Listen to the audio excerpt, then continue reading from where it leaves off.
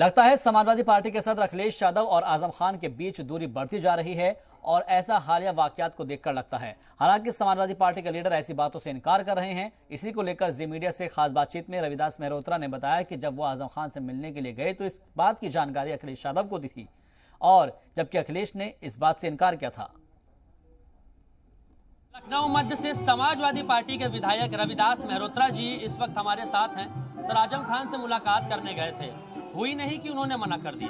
प्रशासन ने हमारी मुलाकात नहीं होने दी और सबसे बड़ी बात यह है कि आजम खान साहब सीतापुर जेल में फांसी गारद की एक कोठरी के अंदर बंद हैं और 26 महीने के बाद भी भाजपा की सरकार ने उनको बी क्लास नहीं दिया है और वो अपराधियों की तरह रहते हैं वैसे वो रह रहे हैं। उनको बी क्लास नहीं दिया हुआ है और फांसीगत की कोठरी के अंदर बंद हैं।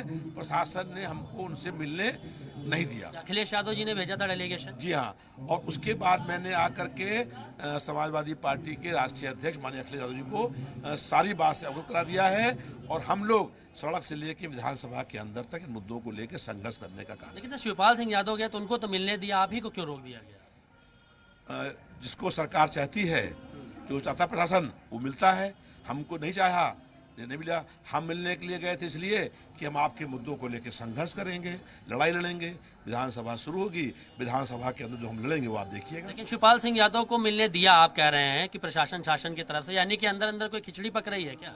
देखिए, ये तो जो पका रहे हैं जाने, हम ये जानते हैं कि आजम खान साहब को जब तक रिहा नहीं किया जाएगा तब तक हमारा संघर्ष और आंदोलन जारी रहेगा और हम सड़क से लेके विधानसभा के अंदर तक संघर्ष करने का काम। अखिलेश यादव कल गोसाईगंज में थे, उन्होंने कहा कि मुझे नहीं पता कौन गए थे उनसे आजम खान से मिलने। नहीं, हम उनको जो है उसके बाद उनसे मिलने के लिए गए, उन्हें पूरा बताया।